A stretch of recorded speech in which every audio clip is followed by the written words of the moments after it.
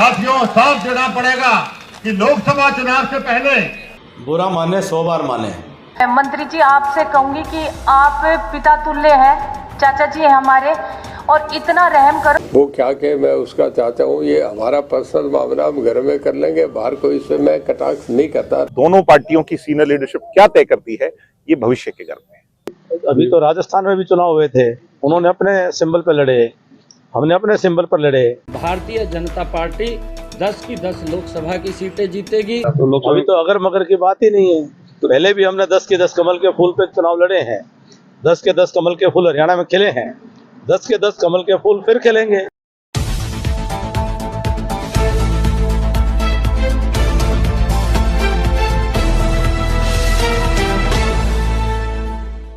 एक बार फिर भारतीय जनता पार्टी ने हिसार सीट पर सारे कयास फाख्ता कर दिए हैं।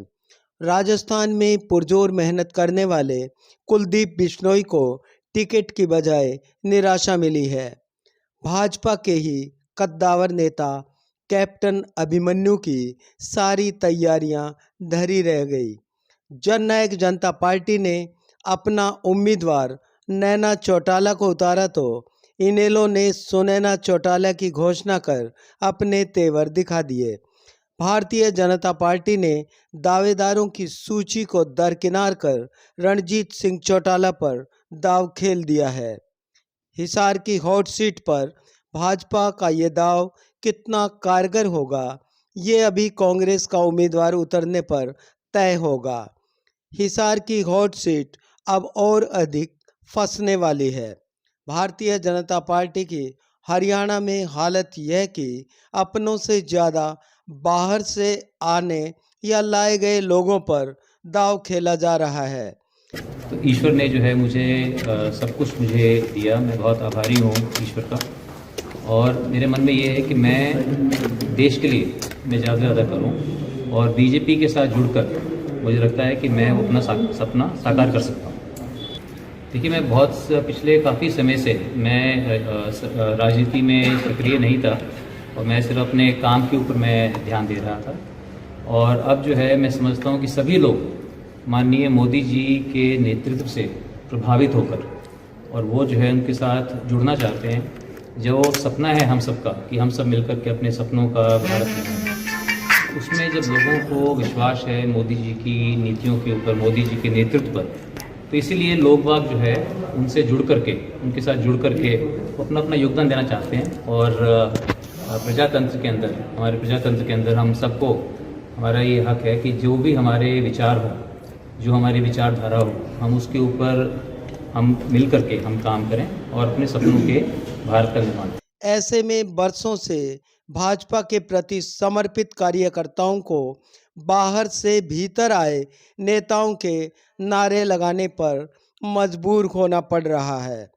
बाहर से भाजपा में आने का मुहूर्त सही हो तो अशोक तंवर हो या रणजीत सिंह चौटाला या फिर नवीन जिंदल, बाजी मारी जा सकती है। परंतु कुलदीप बिश्नोई जैसे कांग्रेस के दिग्गज नेता भाजपा में आने के बाद फिलहाल वजूद की लड़ाई लड़ने में मशगूल हो गए हैं। हिसार सीट पर जातीय समीकरण देखें तो 3 जाट उम्मीदवारों की तर्ज पर कांग्रेस भी अपना उम्मीदवार कुछ ऐसे ही उतारने वाली है। भाजपा में दावेदारों की टिकट कटने के बाद उनका सहयोग, समर्थन और समर्पण रणजीत सिंह चौटाला हो या अशोक तंवर या फिर नवीन जिंदल कितना मिलता है, बेहद रोमांचकारी होगा। इनेलो जेजेपी का एक युद्ध, कांग्रेस भाजपा का अलग घमासान और चौटाला कुनबे का अपना महायुद्ध। हिसार सीट पर चुनावी महाभारत में यही सब देखने को मिलने वाला है। कमेंट के जरिए आप अपनी राय जरूर साझा करें। पेज एट नून चैनल को सब्सक्राइब ना किया हो तो ज़रूर करें। शुक्रिया। देखते रहिए सियासी महारथियों पर ये इनसाइड नज़रिया। फिलहाल हिसार सीट के इन सियासी योद्धाओं के पूर्व में दिए गए बयानों को सुनिए और उनकी मंशा का अनुमान लगाइए। जातीय समीकरण पर मंथन करने वाली भाजपा की केंद्रीय चुनाव समिति को अपने ही इन कद्दावर नेता की भावनाएं सुनना भी जरूरी है।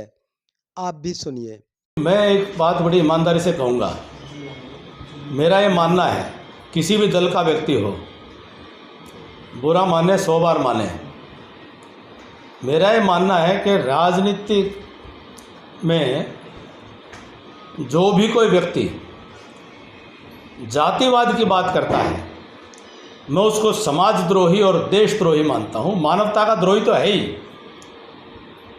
लोकतंत्र का वो दुश्मन तो है ही।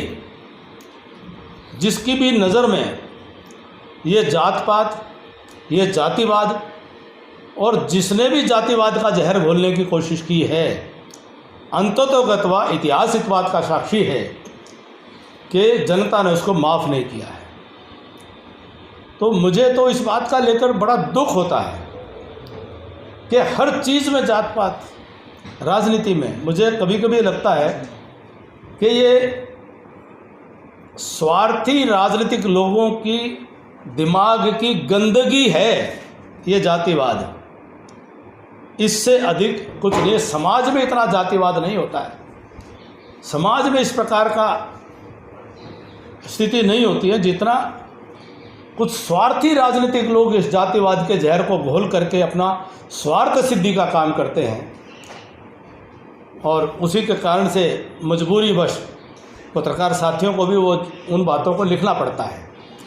राजस्थान के टास्क में बिग बॉस का दिल जीतने के बावजूद हिसार लोकसभा टिकट के रूप में आशीर्वाद से वंचित रहे इन समर्पित नेता के तमाम कार्यकर्ता व समर्थक फिलहाल मायूस हैं। सबसे बड़ी मांग हमारे समाज की रही कि ओबीसी केंद्र में, ओबीसी में हमारे बिश्नोई समाज को आना चाहिए। आज मैं फिर आपके मंच के माध्यम से वादा करके जाता हूं, साथियों, साफ देना पड़ेगा कि लोकसभा चुनाव से पहले हर हालत में क्या मुझे अपने आप को बेचना भी पड़े।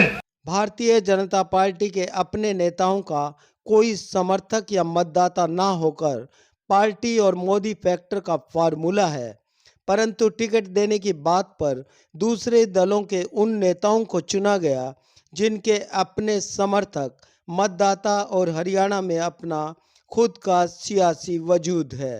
बड़ी पार्टी है, इसमें आदमी को देखिए, एडवाणी जी थे, राम मंदिर सब कुछ उनका था।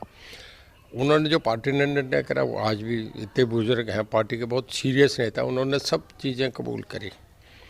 इसके बाद वसुंधरा राजे 8 साल मुख्यमंत्री रही, 10 साल मुख्यमंत्री रही, नेतृत्व का चुनाव आया, जो पार्टी ने निर्णय कर दिया उसको स्वीकार करा। और मध्य प्रदेश में शिवराज सिंह जी मुख्यमंत्री थे जब तक नए का, और हमारे सीएम साहब ऑब्जर्वर बन के गए थे, जब तक नए नेता का चुनाव नहीं हो वो मुख्यमंत्री थे, और उनकी लाडली योजना और उनका बहुत बड़ा योगदान था। इसके बाद भी कोई नाराज़गी नहीं करे।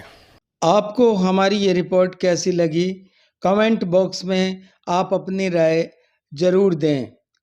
चैनल को लाइक करें व सब्सक्राइब जरूर करें। धन्यवाद।